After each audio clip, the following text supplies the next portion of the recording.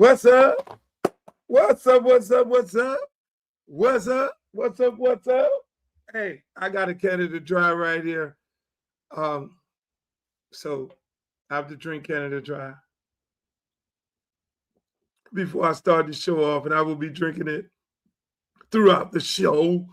Hey, yo, welcome to another edition of yours truly, Uncle Luke podcast. Yo, we got a real big show today, people. We got a real big show today. Y'all come on in. Y'all come on in. Bring your friends. Come on in. Bring your friends. This thing gonna be epic today. It's a beautiful Friday, and I'm happy y'all could join me. You see, I got my family on. You see, I got a rattler on. I got the big rattler coming on today, which is my good friend Quinn, brand new head coach of the Florida A&M Mechanical Agriculture, Florida A&M Agricultural and Mechanical University. So y'all go tell Rattler Nation that they brand new head coach is gonna be on here. We're gonna have a good little conversation about some of the beautiful things that he's doing as well. My girl Joy Reed, she's supposed to be joining me today. There's a lot of breaking news that happened, so I'm hoping to still have her on here. If we don't have her on here today, then I totally understand. But it's gonna be a great show. I mean, we got a lot of things to discuss. Obviously, we do sports, politics, and entertainment here. Before we start the show off, people, I want y'all to do one thing. Get in the chat and let me know where y'all from. In the words of Uncle Al, where you from, where you at, where you from, where you at. Yo, we're going to have a good time today. You know, as you can see, I have a little bit of cold. You know what I'm saying? So we're going to get through it. We are definitely going to get through it because that's what it's all about. You know, troopers come in and be straight troopers at a time when they need to be troopers. You know, so let all your friends know we are live right now, right here on all of your social media networks. Like, share, and subscribe. It's the Uncle Luke Show podcast. Shouts out to my girl Glow up in here. Oh, there they go. They coming in here. Glow from DC. DC in the building. College Park in the building. Yo, hey, look here, man. I know. I want y'all to go tell them folks from Rattler Nation that their head coach going to be on here today because this is going to be beautiful. St. Louis in the building. I love it. Hey, this is a beautiful time, people. This is a beautiful time. We're going to have so much fun on this show today.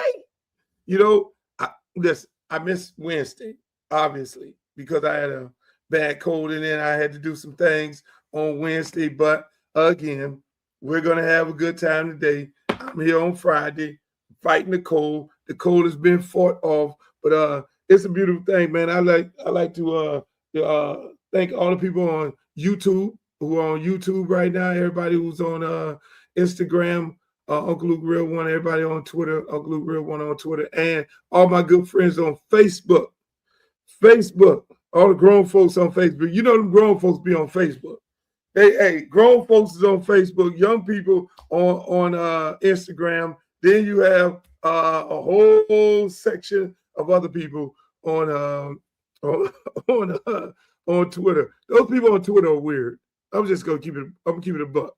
But I love them over there on Twitter because they keep me on my toes and they keep me engaged. So again, people, this is gonna be a great show. We're gonna talk about Nicki Minaj. We're gonna talk about obviously Joy Reed, good friend Don Lemon. You know, we're gonna talk about his trials and tribulations and things that happened with him. It's a dude lighting up. It's a dude. Montgomery is lighting up. He's lighting up the Senior Bowl. My man is lighting the Senior Bowl up, killing it, actually killing it in more ways than one. Not a guy from a big institution, not a guy from UM, not a guy from LSU, Alabama, or any of these big time colleges that y'all may think talent come from. This dude is a D3, second year playing football, played basketball. We're going to talk about that and more because this is the perfect show, This is the perfect show to talk about that because most people have a tendency of thinking that the NFL look for talent only in only in Power 5, Power 4 schools. They think that's where they look for the talent. No, NFL scouts have a job to go all over the country, scour the earth, turn over every rock to find talent. And those scouts know talent. And that's why you see guys from Florida A&M playing in the Super Bowl. You know what I'm saying? Playing in the NFL. And schools, I mean, it's, you know, and I like to tell parents this all the time. You know, everybody get caught up in wanting to be at these different schools, the Alabamas, the LSUs, the Texas, and all them other world. Get in where you fit in at. Get in where you can go play ball at, because if you can play ball on whatever level it is, they will find you. That's why this young man has been able to go over to the Senior Bowl and tear up all them big-time DBs. Now, everybody who get invited to the Senior Bowl, they're supposed to be the cream of the cream, the best of the best, the top of the line. So they always have a tendency of letting somebody come from a D3 or HBCU, and they go up in there and tear that shit up and don't have no problem with doing their work. So I love it, ladies and gentlemen. Hey, I just want to welcome y'all to the show. We're going to get right on into it, you know, because I got some important people on here that's going to be on this thing today, and they want to get in. They got to get in and get out because they're very important people. And without further ado, ladies and gentlemen, I want to welcome y'all, my main man, Quinn Gray, Coach Quinn Gray. How you feeling, my brother? Let me bring him on up in here. Let me get him in here. How do y'all get the man up in here? I got to get Coach. For some reason, Coach ain't pulling up. But here we go. There go Coach. What's up, Coach? I can't hear you. Your microphone. Now we still it's on your end. It's on your end. Mike. Yeah, it's on your end, Coach. We got you live over here. But yeah. Ladies and gentlemen, we got Mike. Okay, let's try over here. What's up, brother? Oh, there you go. There you go. There go my man. I got a 2022 computer, man. You know, all that stuff, all these updates and all that good stuff. So exactly. I'm doing what's going on, brother? Man, I'm good, man. Hey, man, thank you for coming on the show, man. Congratulations, everything on being a new head coach at Florida A&M, man. I really appreciate it, my brother. Absolutely. Appreciate you having me, man. How things going your way? Yeah, hey, it's beautiful. I gotta play this right here before we start. I gotta play this. I saw you down there and I just got so excited. I'm like, hold on, man. I got my man here and I know he on the trail, so I ain't got but so much time with him. But I gotta play this here before we start. Let me help you understand who I am not. I am not the 19-year-old Quinn Gray that played against Youngstown State over 30 years ago. If you are still living in that decade, shame on you. I am not the Quinn Gray who was getting his first coaching role here in 2010, 2011. I am not that Quinn Gray. I am the Quinn Gray who's a Division II national championship coach who just led a school to 12 wins, the highest wins in a university's history. And I am a leader of men that is going to take this program back to where it wants and needs and always should be, and that's at the top. Not only of HBCU football, but FCS football. And whatever we do, and whatever we see, this is a dream come true for me. and whoever we be. Man, when I saw that, I was like, okay, that's what I'm talking about. When I saw that, that got me all excited because you know I always tell people this: I'm a rattler first and a hurricane second. That's right. I got 3 brothers that graduated from Florida A&M. 3 of them, Henry, Harry, Stanley, and them boys. You know it's rattling in our house. But that's right. That's right. I'm saying, I mean, how excited are you to come back to your alma mater, the coach? I mean, I know this. Everybody, it seems like everybody always had Quinn Gray head coach. But I mean, I don't care who's coaching there. It's always seemed like that was automatically cemented in. And for it to happen right now, how excited are you to be at your alma mater? Man, Luke, to be honest with you, man, it's the biggest blessing that to this point, besides my kids and my wife, to be honest with you, man. Just being in this seat that I'm sitting in right now and sitting in the seat that my head coach sat in at one point, and some of the guys that have come before me is truly just a blessing.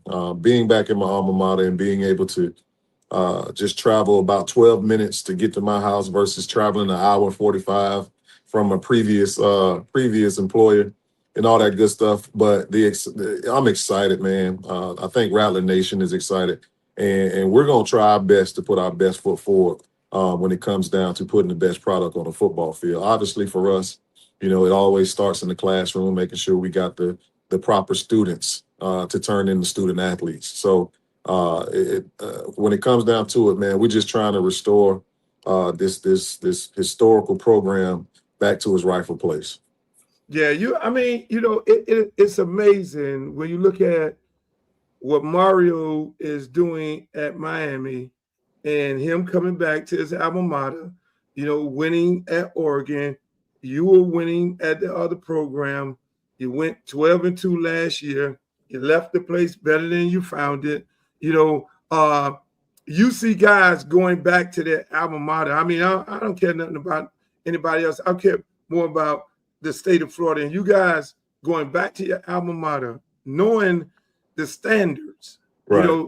It's a difference going to the alma mater and there was no standards. Right. The standards. You played within the standards of the great coaches that you played up under at Florida A&M, and you know what Florida A&M stand at. And when you look at the product, like Mario, I mean, if you listen to his interviews, it was like, no, that's not us. No shade to anybody else, but when you look at this program and you say, and you've looked at it, obviously it wasn't doing as good last year. When you look at it and you say, hey, look, I got to get us back to the standards. What are the standards that you're trying to get this program back to?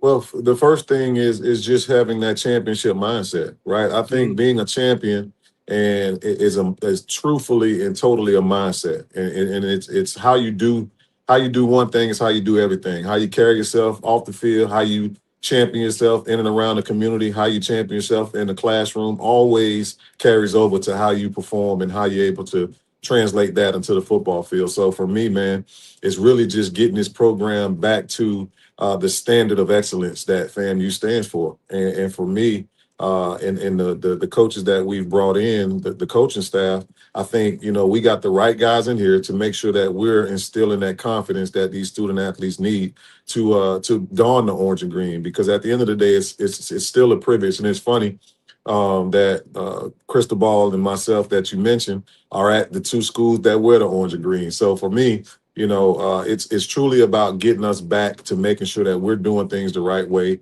holding that Rattler pride true, and making sure, like you say, the standard continues to be the main thing. Man, that's what I'm talking about. I mean, speaking about your staff, I mean, I've never seen nobody really focus on letting the world know about their staff, which says that the head coach is proud of what he's assembled. I mean, you got some top of the line dudes on the staff. Can you talk about some of the guys? I mean, I'm looking at Ron Dugan. I'm looking at big time coaches who played at big time programs. Absolutely. Really, talk about your staff. Well, you're talking about, first and foremost, man, our guy, your guy, my guy, that's the chief of staff, Larry Williams, man. That's my guy. Exactly. You stole the man. You stole the man from the University of Florida. Hey, listen, Luke, he orange and green through and through now. He a rattler too. Because funny thing is, about almost 30 years ago, man, Larry hosted me on my recruiting trip, and our friendship has been ever since. So to have him as a part of my staff, who is a guy who knows me, and knows what the standard is of FAMU, and then has the relationships in and around the campus to be able to get things done, man. Because to have those relationships and be able to step back on campus where everybody, that old cheers. Sometimes you want to go where everybody know your name, right? So to be back here and for folks to know myself, and then have somebody that's next to me that's working with me that they know as well, allows us to get things done a lot quicker probably than anybody else. So to have Larry back, man, is really tremendous for me. To be able to just focus on the things that we need to focus on and making sure we're putting a championship product on the field. But our defensive coordinator, Ryan Lewis, has had the top defense in the SWAC. He had one of the top defenses at FCS football back when he was the defensive coordinator at Alabama State. He's a South Florida guy from Pompano Beach. Brought my defensive coordinator from Albany State, who led us to the #1 overall defense in Division II last year, who he'll be coaching the safety. So we got some guys with some pedigree on this staff. And then on top of that, the guy that's going to be helping me develop these guys and making sure we keeping them in line, Coach Billy Roll. And everybody know who Billy Roll is, Yeah, right? yeah. Especially from That's that my South guy. Florida That guy area. gave me my first opportunity to be a defensive coordinator. That's right. That's right. So Coach Roll is in the building, man, doing some good things, making sure that these kids understand what the standard is and making sure that they're doing the right thing. And then on the offensive side, as you said, Coach Ron Dugans is the guy who's going to handle our receivers. And he comes from a long pedigree. He might have the Florida State tag on his name in terms of college, but Coach Dugan's a rattler through and through. He went to FAMU High and all that good stuff. So he knows all about the orange and green, has grown up around it and things of that magnitude. Reed Sanders, who's my quarterback coach, is a seasoned vet on the HBCU level, and has done some good things, man. More recently, helping West Georgia change their pedigree around in terms of offensive football. So, man, the staff in itself has come along tremendously in terms of getting guys in and making sure that we're getting the quality coaches on the yard to make sure we're putting these guys in the right situations. Yeah, man. I mean, like I say, when I saw that staff, I was like, this man putting together all-star staff, and that's what it's all about. I mean, guys who coached on all types of levels and got it done, and Right. got it done. That's the most important part of it, which I commend you on that, because, just like you say, our guy Larry did so much work for University of Florida and recruiting guys over there. And it's the staff. Why I love the staff is the staff is well-rounded. You got South Florida guys with real South Florida ties, not just with ties. You know what I'm saying? You got, like I say, Dugan up in that area. He's obviously recruited all around the country, which is very important. I mean, and yourself, your name is like, I mean, you amongst the legends at FAMU when it comes to FAMU. No shade on Jawan Sider. Oh yeah, that's my boy. I just talked to J1 the other day. He down there recruiting now if he's still there. But ain't no slight to J1. We bought.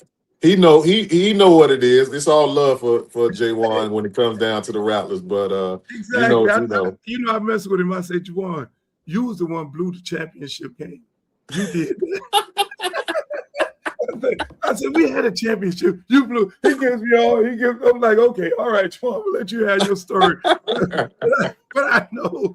But no, man. I mean, I'm like I say, this staff, and for any student athlete, any parent, that's the first thing you look at.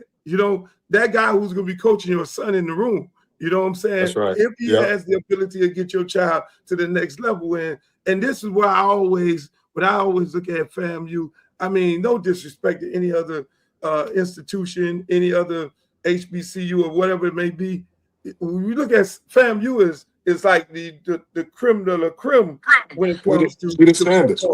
We the standard. No, there's no question. It ain't disrespect, because I think when it comes down to it, man, the HBCU spectrum, they know where the history lays. You got the blue bloods, you got Grambling, right? You got Southern, you got FAMU, you got schools that are the blue bloods of HBCU football, and you got the Howards and things like that. So when it comes down to it, I don't think it's necessarily disrespect to anybody. It's just giving homage or paying homage to those colleges and universities who really set the standard for HBCU football when it came down to it. And to me, that's not being disrespectful. It's just really giving respect to those who really put the footprint of HBCU football on the map. Yeah, no doubt about it. Because I remember at one point, and so, I'm going to tell my age. I'm kind of old. So I was there when FAMU beat University of Miami at Doak Campbell Stadium. I was there at that game. And That's right. That changed the University of Miami. I was around, I'm a real rattler. When there was petition after petition of putting FAMU in the Power Five. I mean, FAMU was just that deep, and we knew after that game, Stellenberger decided, hey, look, man, I'm looking down the thing here. I mean, I got dudes from Broward and Palm Beach and Dade, and I just got beat by a whole bunch of, and that's what created this the state of the U. You know what I'm saying? That's right. Because all the talent was at FAM. These boys weren't recruiting that. Even Florida State, none of it. Y'all were all at FAMU, and so you all created the standards and just beat everybody's brains out to the point where people didn't actually even want to play against y'all. And that's why talk about the type of kids you're recruiting to the program. Well, when it comes down to recruiting, man, obviously the landscape of college football has changed, Luke, and I think you're well rehearsed with dealing with some of the things that you see nowadays in recruiting. And for us, man, because we don't have the budgets that the University of Miami's and the Ohio States and all that good stuff have, man, we really got to do our due diligence and making sure that we're bringing in student athletes that still value the academic and the education, right? Because at the end of the day, Florida A&M still offers the best education in the nation to me, and to a lot of people, to be honest with you, as the number one HBCU or public HBCU in the nation. So for us, man, we're and on top of that, the standards to get in FAMU are quite daunting, to be honest. So we have to recruit in a certain way to make sure that the guys we're looking at even have the possibility of being admitted to the school. So with that, with the requirements for the university, that lets us know that we're getting smart football players at the beginning of it, right? Because you got to have a certain GPA, you got to have a certain test score, and all that stuff is not going to be sort of kind of lightened up because they're a student athlete. We may be able to get one or two in every year that's right at a 3.0 or 2.9, but 3.3 is the standard, right? So with all that, man, we definitely are looking for guys of high character that are looking to play the game the right way, right? And we're although we do have a collective and all that good stuff, and make sure that we try to do what we can for the student athletes. We're a lot more interested in guys that ask more questions about the academic and the history of the program versus what we can do for them financially. And unfortunately, with the way college football has sort of kind of turned these last few years, there's a lot more people looking for the bag versus looking for the bachelor's degree. And that's what we're looking for. We're looking for guys that's looking for the bachelor's degrees. Yeah, because it becomes a unique situation. And I know for you, you get guys who are in P4s and some of these other universities, and then now you got to make a determination if you're going to bring this guy in. And like you say, these guys are looking for money, and not necessarily, and that's why I'm like so excited about this kid this Montgomery who's currently tearing up the Senior Bowl, comes from a D3 school and doing what he's doing, kind of segues into, hey, and you got a guy that's getting ready to play in the Super Bowl right now, correct? I mean, you can get it done at FAM, you know what I'm saying? I mean, and let's face it, it's probably one of the most beautifulest campuses in the entire world, and the beautiful people on campus. Right, You know no what I'm saying? question. I Because like mean, I think it goes back to what you hit on, Luke. When the NFL gonna find talent wherever they can. They gonna turn over every rock. They gonna turn over. They'll go to the bottom of the ocean if need be. If you tell them there's some talent down there when it comes down to it. Because at the end of the day, when it comes to these student athletes, man, I'm a living testament to being able to get to the NFL from Florida A&M and play significant years when it comes down to it, man. To be honest with you, you talking about a guy that came to college really from a family of teachers. My dad was a longtime coach down there, as you know, yep, yep. state championship coach. My mom was a 35-year basketball coach down there. And, for me, it was about going to FAMU and using my talents to get my degree so I can go teach and coach. And fortunately, under the tutelage of Coach Joe, I was able to do some good things on the football field, and it turned into an opportunity for me to play professionally. So if you're serious about it and it's something that you want to do, it don't matter where you're at. It matters what you do where you're at. So with Exactly. that, it's all about your want to, your work, and your intent in terms of what you want to do with your life and how you want it to go. Exactly, exactly. I mean, you touched on it earlier, and I know we're in a different type of climate here when it comes to NIL. I mean, how do you guys, if there's a Rattler out there, alumni, because I mean, Family Nation is big. If if they want to get involved into your program and making donations or being a part of the collectives, I know you got all these collectors have a name, like Yeah. Ole Miss, the Grove collectors. What's the name of the fam collectives, and how can people get involved into making donations into the program? Well, the biggest thing right now, man, is the Restore the Strike campaign, to be honest with you. And that campaign has been tremendous for the last almost 2 weeks, 30 days, or whatever the case may be. And right now, Luke, what you got on this screen, we're at right now, I want to say we're at $290,000, a little bit Oh more wow! than that in terms, because the Beta Alpha chapter of Delta Sigma Theta just gave a donation of $75,000, man, Oh on their wow! on their Oh on their birthday. So wow! hats off to them, and hats off to everybody who's given to the campaign, because at the end of the day, this is really truly showing our student athletes that they have the support that they're looking for.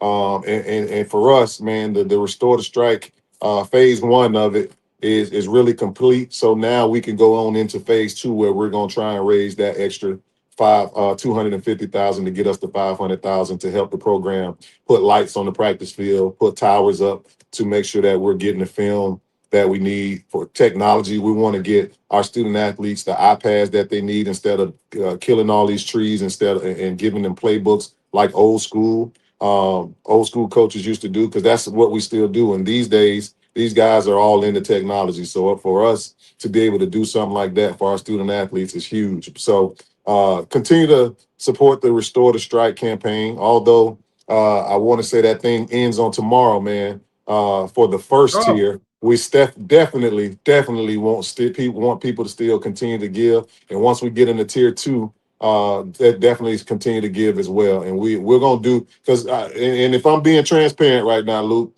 I know our FAMUans and our folks, they want to know where their money going, right? So at right. the end of the day, Coach Gray ain't gonna do nothing wrong with their money. You gonna see what we're gonna do with that money. And again, we're gonna put some lights up on the practice field. We're gonna make sure our student athletes have the best technology that they can possibly have in terms of their learning capabilities, and making sure that we're putting our student athletes in the best situations to compete with the Jackson States and the Alabama States of the SWAC, so we can return.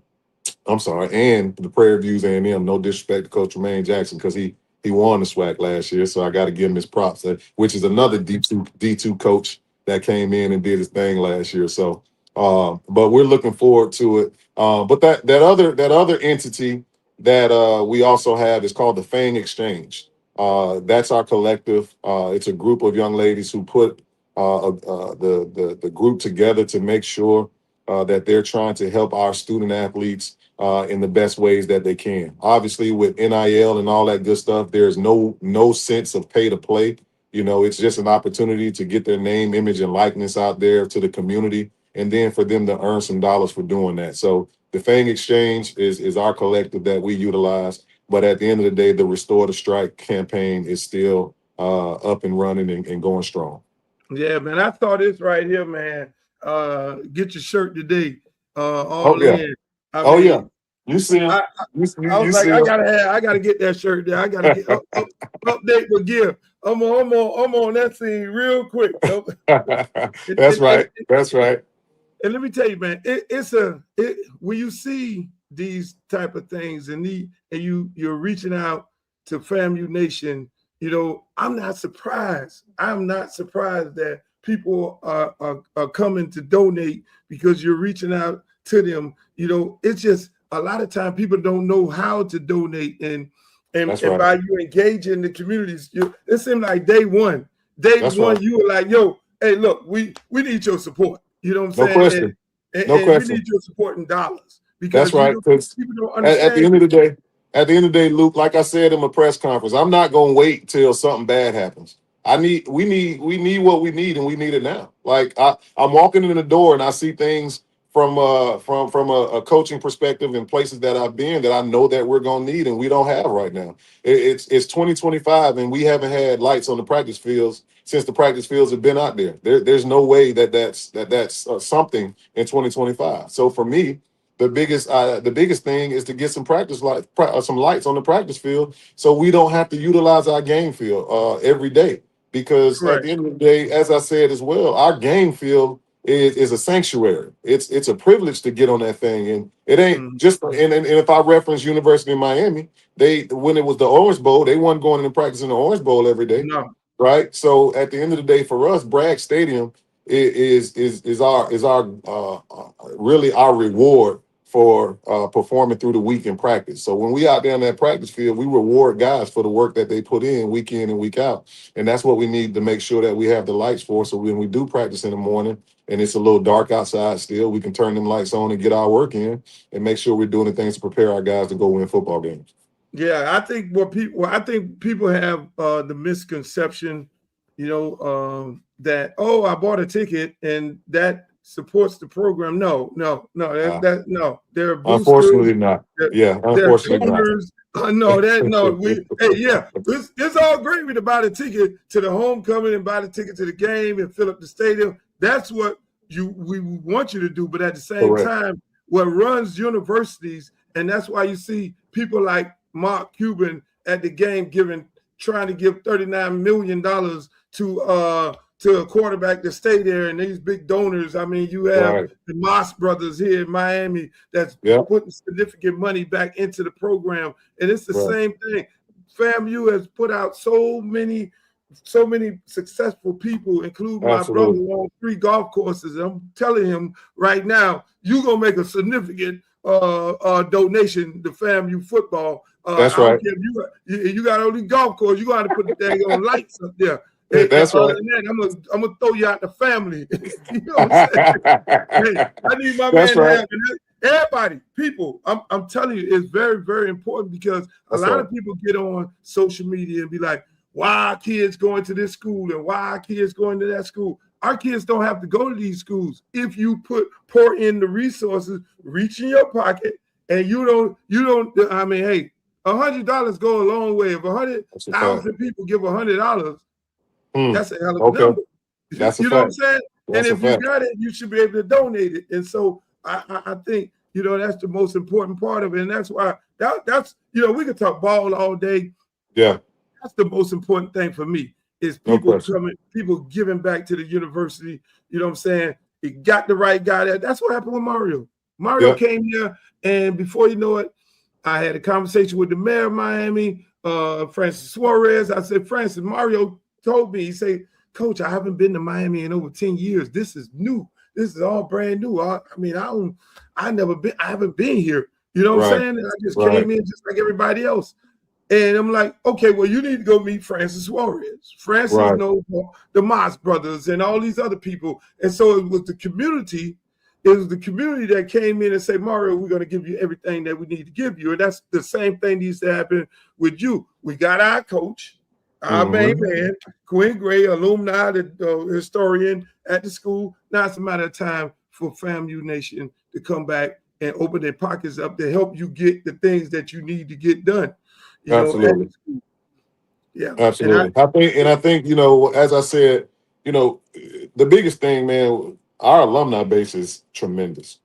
You talk about a university with 80,000 plus living alumni, right? And I know everybody didn't play sports and all that good stuff or play football, but I think for us, it's really our duty to give back to a university that gave us so much, right? A lot of us came to FAMU not knowing where we were going to go in life, and FAMU really afforded us those opportunities to find out who we were as people and to set our lives on a trajectory for us to be able to take care of our families. A lot of us might have found our wives or husbands here at FAMU. Yeah. So our lives are really, a lot of us, our lives are really set in the way that they are because of FAMU. And to me, man, that's a reason in itself to make sure that you're giving back, even if it's not the football. But giving back to the university, man, is important. And I think, for me, that's why I give back. Not just because I'm the football coach, but at the end of the day, when I wasn't the football coach, I still was donating and things like that. So, but we got to get our living alumni to make sure that they start giving. Yeah, and people who looking at chat, who's on the podcast, we're talking to head football coach Quinn Gray of Florida A&M. Highest of 7 hills. Did I get it right? The highest of 7 hills. The highest of 7 hills. Highest of 7 hills in Tallahassee, Florida. Hey, right. my favorite football school, FAMU 1, Miami 2. It's always been like that because that was in our house. All them brothers who went to FAM in my house. I mean, hey, Coach, it was a pleasure talking to you. I know you got to get back out there and get on the recruiting trail. Yeah, man. Got a big weekend going on. We got a dude from South Florida, Dillon That's High right. School. High School. The L's. Listen. That's right. Everybody from South Florida, look, I'm telling everybody right now, I know the campaign is over. Now, when you get ready to No. It ain't over. It ain't over now. It ain't over. We still got to the 31st for tier 1. The campaign ain't gonna end. No, we need to get some. We need to get. Hey, look, I got my 1,000. I'm gonna click my 1,000. I'm challenging everybody else to match my 1,000. There we go. There we go. Yeah, I'm getting on the phone, calling all my homeboys, Rick Ross, everybody. You name That's right. it. Old Maurice down there, OTDD. I'm gonna call my brother as soon as we get off the phone and make sure. When you came and saw me a couple weeks ago, I said I put him on blast on Instagram. Hey man, when you coming to see me, exactly. I'm your brother. When you coming to see me, so. But no, man, I appreciate the platform, brother. And I definitely appreciate the support and really look forward to having you be a part of the program and helping us do whatever it is that we see fit in terms of resetting the standard for FAMU football and restoring the strike to the Rattler Nation. So I appreciate you having me, man, and I'm looking forward to seeing you again. No doubt, man. This your home. Anytime you want to get on here and talk, you just come on and take over, and that's how we are. That's it. Whatever message you need to get out, however you can hit me and I can go and give them a hardcore message because they know I give it to them blood raw. Blood raw. Exactly. Thank you, man. Hey, man, I appreciate you, Luke, man. Appreciate you, man. And let's go Rattlers. Hey, let's go Rattlers. Hey, ladies and gentlemen. Hey, boy, listen, man, this was an excellent interview. Y'all give it up for my good friend Quinn Gray. This is beautiful. Hey, he's gonna do some great things. I'm gonna tell you like this here. If you are not making no donations right now, you need to go and make the donation. Get the shirts, get all the good stuff, get all the merchandise, you name it, get your gear, make it donate. We talked about the donations where you need to go and make them bad boys at. You got to go do that. It's FAMU football. That's what it's all about. If you're in Florida, you got, hey, look, FAMU number 1, BCC number 2. And I don't care if y'all get mad because they used to call y'all Babbitt Country chumps, but they put a U. So I don't know what they call y'all now. Cookman, I still love y'all. Let me just take I like y'all. I like y'all. I don't love y'all. I love fam. So Cookman, y'all gonna be all right. Y'all won this year. You won this year. You won this year. But I think that's probably set y'all up to get beat multiple times. Ladies and gentlemen, that was Quinn Gray, Florida A&M, Florida Agricultural Mechanical University, the highest of 7 hills, Tallahassee, Florida. This gentleman right here. Yeah, I mean, it feels good. You know, I've been writing this in my journal, manifesting it, and now my dreams have seemed to come to reality. And how does it feel? You're about to go to the NFL. The dreams are about to come true. All that work for this moment. How does it feel? It feels good. You know, I just started playing this game of football 2.5 years ago. I was a basketball player. I went to college for basketball, and now I'm just playing the game of football. So now it's, you know, it's a late dream, but it feels good, though. Last question. You see what I'm saying? I had to show y'all that before I show y'all this. This man, Division III school. Mind you, he tried to walk on at the University of Houston. I'm not going to say no dates because I don't want to get in no trouble with people, because people want to come after me and say I'm alluding to something. He tried to walk on at the University of Houston. They told him no, and then he went to the D3, and then he balled out. Look what he's doing at the Senior Bowl right now. So first one here on the diamond. So once the DB sees the speed release, he's thinking fade. So he's going to kick step to get back on top. But for Tyron, we sell the diamond for 3 steps. So we're selling with speed. We're attacking the outside shoulder. So watch. Once he recognizes the DB, initiate his kick step, thinking that Tyron is declaring fade. That's when he's going to step outside the DB's frame, push off that inside arch. I mean, that is phenomenal. From Tyron Montgomery, again, full speed. That's nasty. This man is mossing people. This man is killing people. This young man is the first player off the board. How in the hell did all these universities did not get him?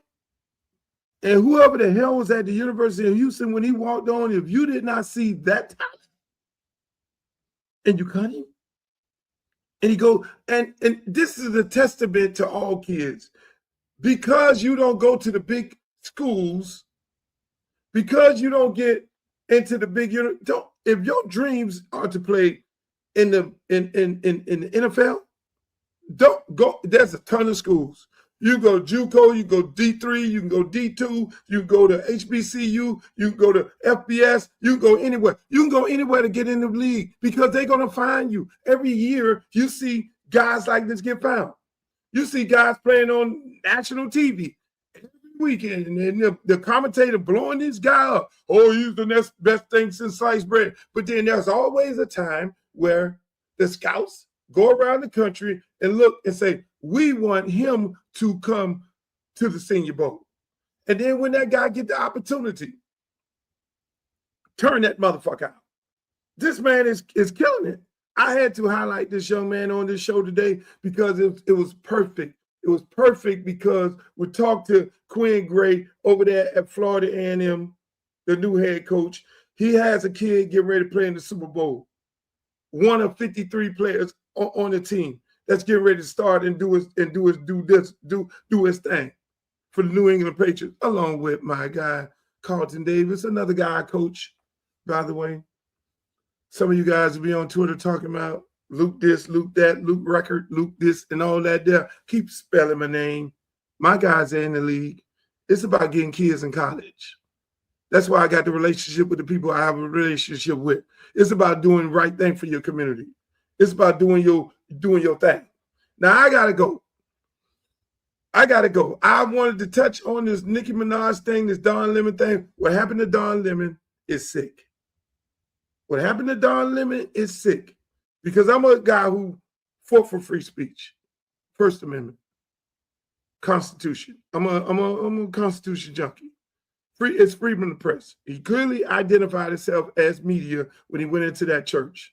And for them to vigorously go after Don Lemon, now it's going after the press. What's the difference between us and these other people who kill media? What are we going to do next? Start unaliving the media? We're putting them in jail? This man, it was 2 or 3 federal judges that said, I'm not signing this.